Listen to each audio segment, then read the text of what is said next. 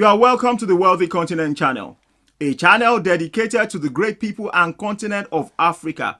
Remember, it is not the place that defines the status of the people. Rather, it is the people that defines the status of the place. As we continue our journey of financial literacy, we're going to be looking at the topic, it's not only a man's job.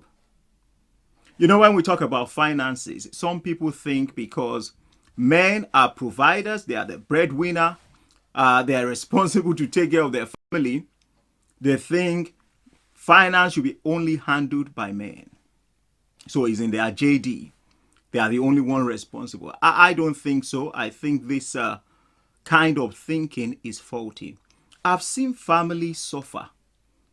I've seen family go through challenging times, especially when things happen to the men or, something happens within the marriage. The women suffer, the children suffer. I don't think that there's anything wrong with women being financially literate. I don't think there is any law anywhere in any country that says women should not be financially literate.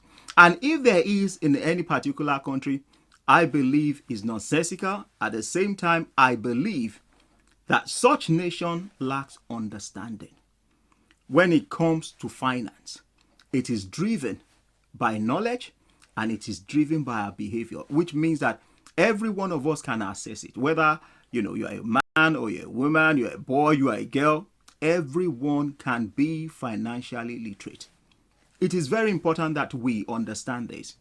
When I was growing up as a child, I lived with my grandmother and she was into trade. She was selling rice, beans, millet in the open market. I saw her trading and she went through many things. But because she had a good work ethic and she knew how to handle her finances, she was okay. There was death in the family as well. She went through different stages of life. But because she had an understanding of her finance, work ethic, trading, selling things, it helped her a lot.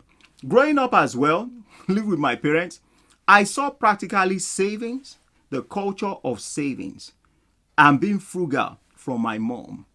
She will always tell us, the children, don't buy what you don't need. Don't keep on buying clothes.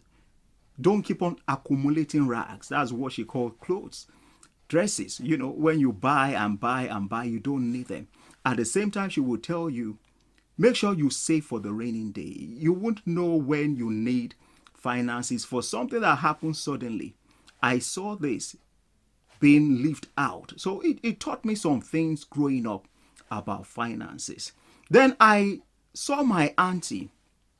She was a trader as well. She was selling clothes big time. She started from a low stage and she grew it to a very prosperous stage. I saw all these things growing up. Now, apart from my family, I've studied, I've seen men, I've seen women who understood this. I've seen women in places who understood finance and they've done well, extremely well. I don't believe there's any sphere of life that, you don't have women serving in one way or another. And it shows us that it can be learned. Financial literacy can be learned, can be taught, can be shared. Now, somebody might say, but why are you saying this? I want uncles, aunties, daddies, brothers, parents. I want you to encourage, our sisters, our daughters, our wives, our nieces, our daughters, great-granddaughters. I want us to encourage them to know about financial literacy because they can learn it. It's driven by knowledge and behavior. Everyone can, learn it and live this life. Now, the other things I will share with you are 7 reasons why I believe people should know about financial literacy. Women should know about financial literacy. The number one thing is you just need to see the statistics of the number of women we have in the world, the number of females we have in the world. You need to understand it, and I believe it will change the way you think if you still have this mindset that it's only men that should handle finance. It will tilt your mentality. The number 2 reason is financial literacy goes beyond money. it affects life. Money is not everything, but affects everything that has to do with our life. So the more people understand it and they can use it well, the better. The number 3 thing is having sufficiency when it comes to finances is a must. We must grow from sufficiency to abundance, but it will take financial literacy to do this.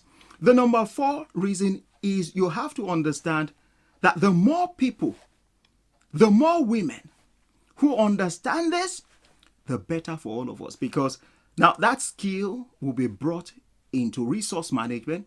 At the same time, people will live better. The more women who understand and who practice financial literacy, the better. The number 5 reason is in every family, if this is established, it will be passed on to the next generation. People will understand how to use money, how to multiply it, how to save it, and how to do good to others. So the extension is there in the household. So the mother can pass it to the children will pass it to their own children, and before you know it, a generation, a prosperous generation will be built. The number 6 reason is if you are financially literate, most of your goals, financially goals, will be met because you are single-minded. Even as a family, you will be on the same page. You can achieve those financial goals. The last reason is generosity. A lot of people say, money is not everything. I do agree with that statement. But you see, a lot can be done when you have money on this earth than when you don't have it. Generosity will be extended to people who need it. I strongly believe that women should be encouraged to focus and to learn about finance, how to handle it, because, those skills can be learned by anyone. It's not limited to men. It's available for everyone. If you have been getting value from our video, we would like you to consider subscribing to our channel, clicking on that like button, and sharing with others. Remember, a candle does not lose its value by giving light to others. Thanks for watching. We will see you next time.